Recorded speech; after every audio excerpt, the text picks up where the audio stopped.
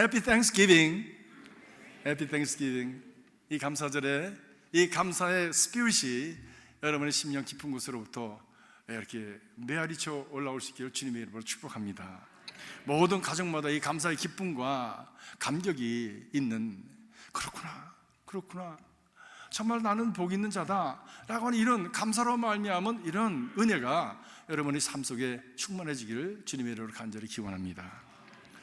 우리가 인생을 살아가면서 우리 이 땅에서 가장 우리의 삶을 풍성하게 하는 것이 무엇일까?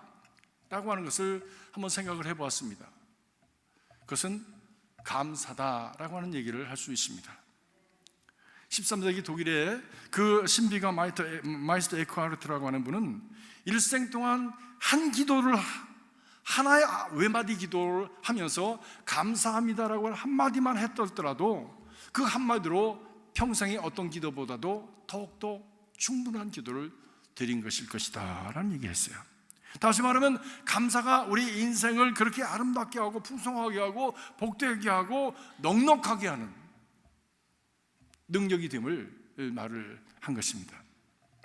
어제 제가 사랑하고 존경하는 목사님께서 돌아가셔서 장례식이 있었습니다.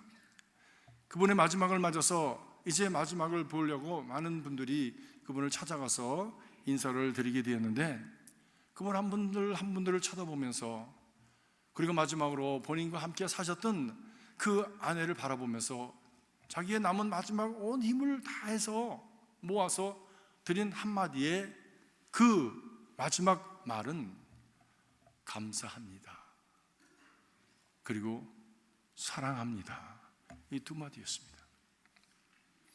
그 말을 들은 우리들은 가슴이 너무 감동이 돼서 많은 생각을 하게 되었습니다.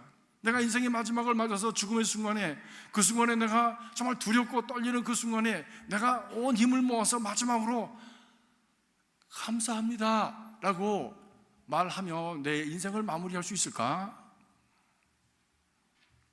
유다서에 보니까 모세가 죽었을 때에 천사장 가브리엘과 그리고 사단이 와서 그 영혼을 가져가려고 서로가 싸움하였다고 했는데, 우리가 죽어가는 그 순간에 어떤 일이 우리의 내면 속에서 일어날지 알 수 없는데, 어떤 사람은 두려움에 사로잡혀서 죽지 않으려고 벌떡거리고 그냥 소리를 지르고 그리고 얼굴이 험악해지는 사람이 있는가 하면, 어떤 사람은 마음이 평안하게, 얼굴이 평안하게 주님께서 오셨다고, 나는 가야 된다고, 그동안에 감사했다고, 사랑한다라고 말하면서 떠날 수 있겠느냐 말씀입니다. 저는 그런 경험을 했습니다. 한번 하와이에 있었는데 하와이 교우 한 분이 돌아가시게 되었어요. 근데 돌아가지 못하시는 거예요. 왜? 본토에 있는 자녀들이 와야 되는데 자녀들이 다 도착을 하지 않은 거예요. 이제 막내가 도착하지 않았습니다. 근데 그분의 목숨이 경각에 질합니다. 근데 그때 그분이 그러셨어요. 나 가야 돼, 주님께서 오셨어 그러더라고요. 가셨어요. 평안한 마음으로 환한 얼굴로 가셨어요. 사랑하는 성도 여러분, 우리들의 마지막이 그렇게 아름답고 풍성하게 정리될 수 있길 주님의 이름으로 축복합니다. 그 시간이 죽음의 시간이요, 두려움의 시간이요, 정말 불안한 시간인데 그 모든 우리의 삶의 그 리얼리티를 뒤집는, 그래서 그 시간을 평안의 시간과 참으로 우리에게 복된 시간으로 뒤집어버리는 그 능력이 바로 감사합니다라고 하는 그 한마디로 다 이루어진 거예요. 감사는 바로 그런 능력을 갖습니다. 우리 상황이 어지러울지라도, 우리의 상황이 기근이 들었을지라도 그 기근과 어지러움과 환난과 역경의 배후를 보는, 그리고 우리를 구원하신 하나님의 구원에 대한 믿음을 믿는 그 신앙을 가지고 우리의 삶을 바라볼 때에 나는 구원의 하나님을 인해서 기뻐하리라고 하는 그 신앙 때문에 감사합니다라고 외칠 수가 있고, 감사로 말미암아 구원의 역사를 이루는 문을 열어가게 되어지는 것입니다. 오늘 본문 하박국 선지자는 주선 7세기경에 일하였던 그런 하나님의 선지자인데, 이제 유다가 멸망한다고 하는, 심판받을 거라고 하는 그런 설교를 해야 되는 사람입니다. 여러분, 심판에 대한, 멸망에 대한 그 말씀을 전하면서 다녀야 된다고 하는 것이 얼마나 힘든 일이겠습니까? 누가 그런 얘기를 하고 싶겠어요? 당신 벌받아, 당신 멸망할 거야, 당신 심판받을 거야, 당신 죽을 거야, 그런 얘기를 누가 도대체 하기를 좋아하겠어요? 사람들은 다 등을 돌렸을 것입니다. 사람들은 침을 던지고, 어떤 사람은 참 돌을 던지고, 어떤 사람은 그 사람을 감옥에 가두고자 하는 그런 마음을 가질 수도 있습니다. 예레미야 같은 사람 실제로 그런 예언을 하다가 그만 감옥에 갇히고 말았습니다. 여러분, 복음이라고 하는 것이 어떤 사람들에게는 축복이 되지만 어떤 사람들에게는 큰 마음의 부담이 되고 그것이 싫어서 이를 갈면서 그들에게 돌을 던질 수도 있는 것입니다. 그것이 복음을 전하는 많은 사람들이 일어났던 사건입니다. 그런데 그런 때에 이 나라가 존폐 위기에 있는 그런 위기 상황 속에 이 하박국은 사명을 받아서 하나님의 말씀을 선포해야 되는 그런 참 힘든 상황 속에 있게 되었습니다. 그런데 그가 더 괴로운 것은 무엇이었냐면, 하나님의 말씀을 붙들고 그래도 의롭게 살아보고자 하는 이 유다였는데, 잠깐 우리가 어려움을 당한다고 해서 우리보다 더 나쁜 사람들, 우리보다 더 악한 사람들, 우리보다 더 하나님을 배반하고 살아가는 바벨론이라고 하는 나라에, 이 유다라고 하는 나라가 멸망을 당해야 된다고 하는 것이 말이 되는 얘기입니까? 하나님, 우리가 저들을 징벌해야지 어떻게 저들이 우리를 징벌합니까? 이것이 하나님의 뜻입니까? 라고 하는 것이 그의 괴로움이었습니다. 그런데 그것은 하나님께서 사랑으로 내리는 채찍이며 또 구원의 회복을 위한 하나님의 참 극단적인 조치라고 하는 것을 그가 깨달으면서 오히려 감사하고 있는 것입니다. 이런 위기 상황 속에서 우리가 믿음의 사람들이 어떻게 살아가야 되느냐라고 하는 것을 그가 설계하면서, 의인은 오직 무엇으로? 믿음으로 말미암아 살리라. 사랑하는 성도 여러분, 우리는 오늘이 힘들고 어렵다고 합니다. 어지럽다고 합니다. 이런 어지럽고 힘들고 어두운 사회일수록, 그런 시기일수록, 그런 때일수록 우리에게 필요한 것은 믿음은 오직, 의인은 오직 믿음으로 살리라. 그랬어요. 믿음으로. 믿음의 자리로 나가시길 바랍니다. 믿음을 붙드시기 바랍니다. 세상의 이론과 세상의 어떤 무엇이라고 하는 것들이 우리에게 우리의 삶이 회복되어진다는 것을 보장해 주지 못합니다. 어떤 정치가 우리에게 그 회복을 보장해 줄 수 있습니까? 어떤 그 경제적인 정책이 우리의 회복을 보장해 줄 수 있습니까? 어떤 때 보면 우리 역사가 거꾸로 뒤집어서 반대 방향으로 가는 것 같아요. 인권이 회복된다고 그리고 좀 에트닉 마이너리티들이 참 자기의 어떤 그 주체성과 가치관을 가지고 그리고 살아갈 수 있는 때가 왔다고 생각했는데, 요즘은 또 그것이 거꾸로 뒤집어져서 마이너리티들이 어려움을 당하는 그런 시기가 오는 것이 아닌가라는 두려움을 갖고 살게 되었습니다.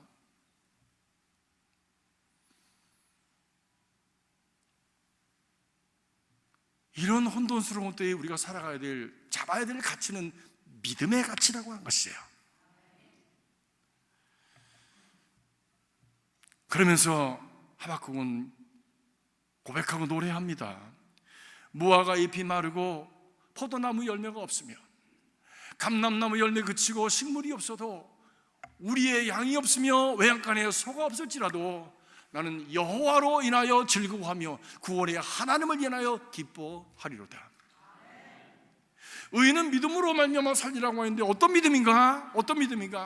하나님을 신뢰하고 의지하는 믿음이요, 구원의 하나님, 우리를 결국에는 구원하시는 하나님, 오늘은 잠깐 징계를 받을지라도, 오늘은 잠깐 기근을 당하고 광야길을 간다고 할지라도 결국 우리에게 절각 꿀이 흐르는 땅을 인도하시고 그 길의 주인이 되게 하시는 그 하나님, 구원의 하나님을 인해서 내가 기뻐하리로다 말이죠. 이 하박국의 감사의 노래를 들으면서 우리는 감사의 의미를 다시 되새기게 됩니다.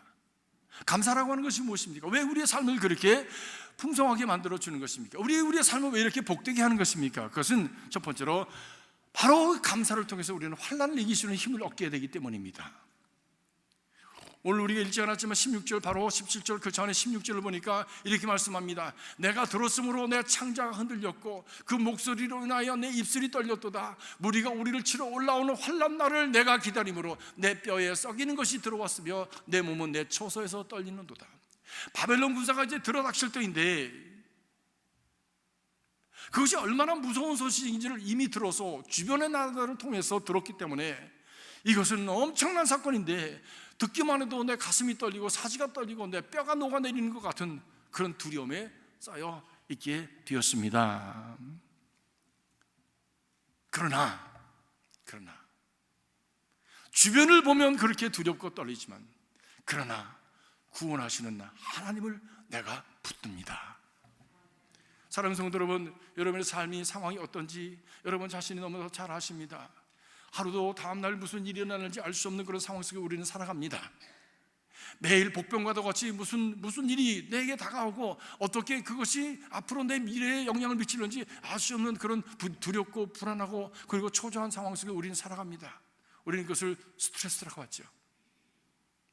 그 상황 속에서 상황을 보면 그렇게 힘들고 어렵지만 우리는 우리의 눈을 들어서 구원의 주에 온전케 하시는 예수를 바라보는 우리의 믿음을 가져야 될 줄로 믿습니다. 그분이 구원자이시고 그분이 우리의 생명이 되시고 우리의 피난처가 되시고 그분이 우리의 참다운 하나님이 되시기 때문입니다. 그렇습니다. 창자가 흔들리고 입술이 떨리고 뼈가 썩어내리는 것 같은 그런 참 절대절명의 위기의 상황 속에서 우리가 바라봐야 될 분은 바로 하나님이신데, 하나님을 바라보는 궁극적인 가장 귀한 우리의 마음의 자세가 뭐냐? 감사다.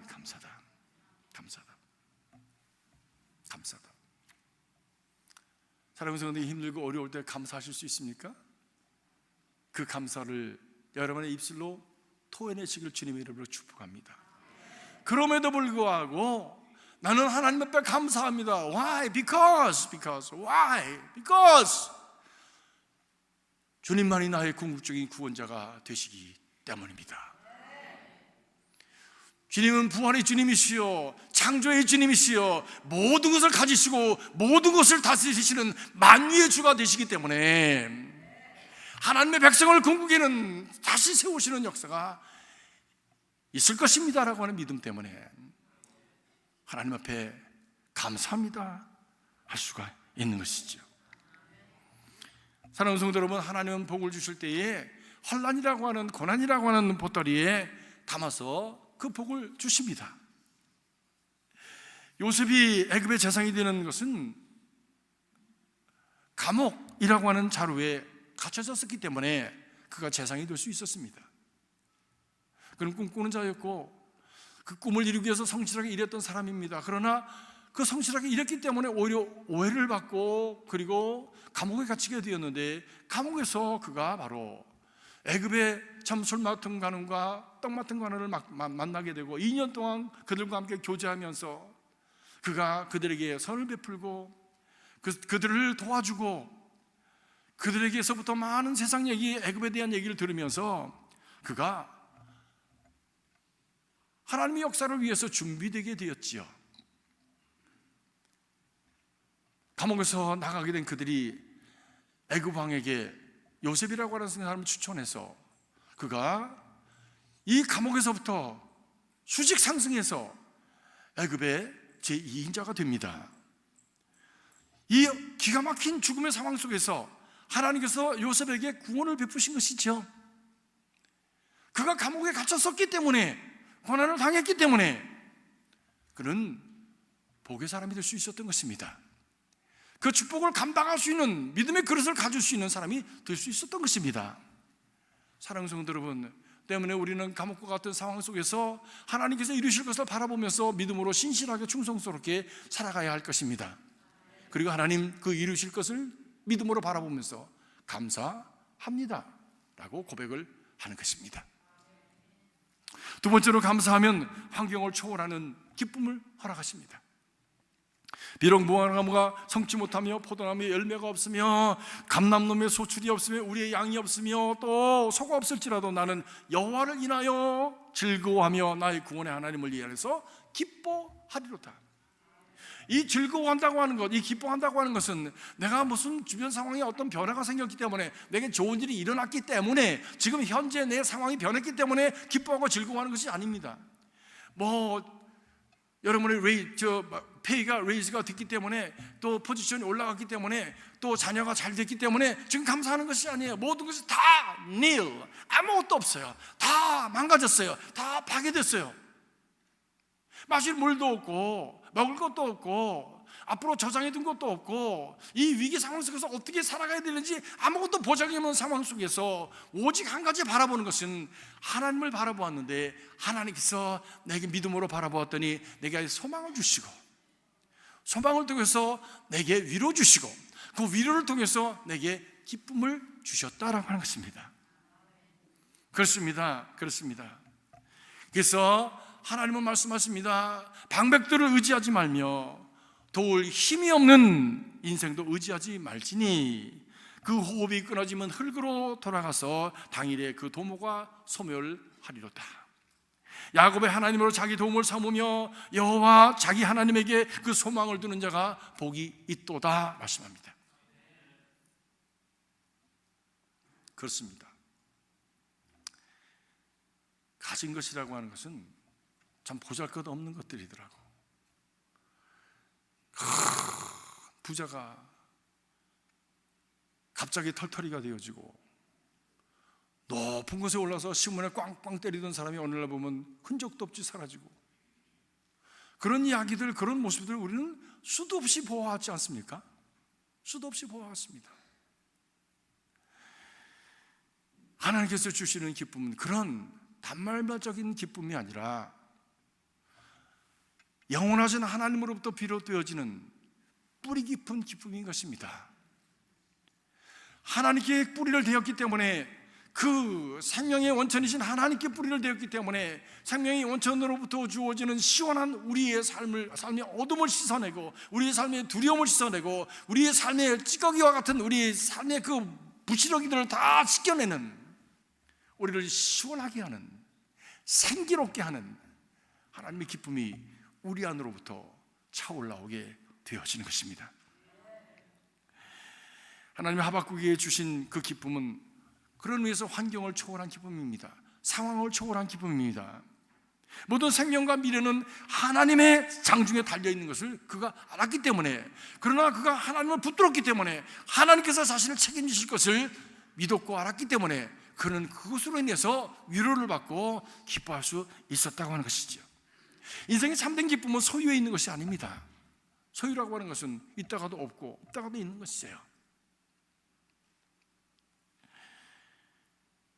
성경에 보니까 누가복음 12장에 어떤 사람이 내 영혼에게 이르되, 내 영혼아, 여러 해 쓸 물건을 많이 쌓아두었으니 평안히 쉬고 먹고 마시고 즐거워하자 하리라 하되, 하나님 그 밤에 그에게 이르시되, 어리석은 자여 you fool, 어리석은 자여 you fool, 오늘 밤에 내 영혼을 내가 도로 찾으리니 그리하면 내 예비한 것이 다 네 것이 되겠느냐 말씀하십니다.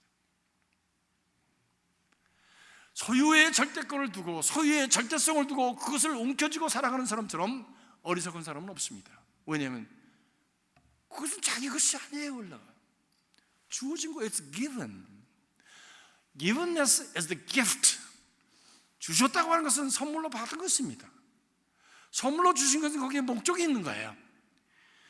그 목적은 뭐냐? 이것을 유통시키라는 거예요. 나누라는 거예요. 이 땅에 가진 것들이 다 험하고, 그리고 어디에서 왔는지도 알 수 없는 그런 어떤 지경이 있는지도 모르는데, 그것을 가지고 선한 일을 위해서 유통시키라는 것입니다. 그래서 너도 살고 다른 사람도 살리는 이를 위해서 이 물질, 이 소유, 이 건강, 이 내 삶을 유통시키라는 거예요. 유통되어 삽니다. 소통되어야 삽니다. 커뮤니케이션이 되어 살고요, 피도 돌아야 살고요, 그리고 우리 에너지가 돌아야 살고 기가 돌아야 사는 것이지, 어디 가서 딱 막히면 어떻게 됩니까? 죽죠. 죽는 거예요. 물질도 마찬가지입니다. 이것을 돌려야 되는 거예요. 하나님께로 받았으니 이것을 또 하나님께로 드리고, 하나님께서 받았으니 이웃과 돌리면서 하나님이 기뻐하시는 일을 위해서 돌려야 되는 거예요. 이것을 내 것이라고 꽉 움켜잡는 사람은 이건 마치 기가 막히는 사람과 마찬가지예요. 기가 막히는 사람과 마찬가지예요. 그래서 그 사람을 통해서 생명이 일어나지 못합니다. 다시 사는 역사가 나타나질 않습니다. 사랑하는 성도 여러분, 하나님께서 주신 것들을 기쁨으로 감사함으로 생명을 낳는 일을 위해 유통시키는 여러분들 되시길 주의 이름으로 축복합니다. 그것이 기쁨이 되어지는 삶을 살아가시길 간절히 바랍니다. 어저께 장례일 씨는 그 목사님, 사람은 넘어져 봐야 그 나무가 얼마나 큰지 안다고 하는데, 많은 사람들이 오셔서 이제 이렇게 조사를 하고 간증을 하는데, 그 가운데 저기 동부에 있는 워싱턴주에 있는 우리 웨슬리 신학교의 부총장님이 오셔서, 신경림 목사님이랑 한국분이 부총장님이신데, 그분이 하시는 말씀이, 그분은 웨슬리 신학을 1회로 졸업하셨기 때문에 한인 학생들을 위한 그 장학위원회를 하셨고, 그것을 통해서 75만 불을 드라이브해서 학교에다 쾌척을 하셨다는 거예요. 그 당시에 학생들이 18명인가 있었는데, 지금은 그 장학금을 통해서 450명에게 장학금을 지불하고 있다는 겁니다. 많은 학생들이 그 일을 통해서 목사가 되어지고, 여러분의 교회를 섬기고, 여러분의 오셨던 영강 구사님도 바로 그 신학생, 그 학교 다니면서 그 장학금 받아서 공부한 분입니다. 우리는 그냥 와서 그냥 이렇게 덜커덕 받았지만, 누군가가 기른 사람이 있기 때문에, 그 기르기 위해서 누군가가 자기의 것을 희생했기 때문에 그런 지도자가 나올 수 있는 거 아니에요. 그래서 사회가 흘러가는 거 아닙니까? 사회가 돌아가는 거 아닙니까? 그 꼴을 먹고 얼마나 여러분들이 은혜를 많이 받았습니까? 생명을 얻었습니까? 그렇게 돌아가는 거예요. 클레몬트를 위해서는 130만 불을 드라이브 하셨어. 자기도 쾌척을 하고, 많은 이들에게 내가 했기 때문에 당신도 하라고, 앞으로 미래의 지도자를 길러야 된다고 그렇게 하셨어요. 뿐만이 아닙니다. 우리 교회 건축할 때는 그분이 5천 불을 헌금하셨어요. 우리 교회가 어떤 관계가 있는지 난 모르겠어요. 자꾸 돌리는 거예요. 자꾸 이렇게 회전시키는 거예요. 그래야 사니까, 교회에 사니까. 이걸 꿍치고 붙들고 있으면 죽습니다. 자기도 죽고 다른 사람도 죽습니다. 저는 돈 많이 가지고 살았던 사람들, 그 가정들이 나중에 많은 어려움을 당하는 거 많이 봤습니다. 자녀들이 싸움하고요, 원수되고요. 그래서 어떤 분은 아예 자녀들에게 재물 남겨주지 않기로 작정을 하고, 그러고선 아주 그냥 유서를 그렇게 써서 사회를 환원시키는 분들 많이 있잖아요. 미국 교회는 그것이 아주 일상화되어 있습니다. 아예 그래서 그냥 자기가 죽을 때는 그 유산을 교회에다가 드리고, 교회에 특별히 어떤 일을 위해서 드리라고 하는 것이 되어 있죠. 하와이의 브릿 렉처라고 하는 우리 목사님들 위한 컨티뉴잉 에듀케이션을 합니다. 내년 2월 달에도 하는데, 브릿이라고 하는 분이 교회 그 하와이 지방에다가 브릿이라고 하는 가정이 큰 돈을 쾌척을 하셨어요. 마지막에 돌아가시면서.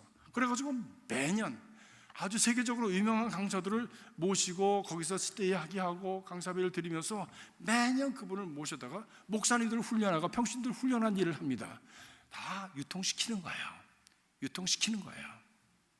우리 교회가 해야 될 일이 무엇입니까? 믿음의 사람들이 해야 될 것이 무엇입니까? 바로 이 하나님의 은혜를 유통시켜야 되는 거예요.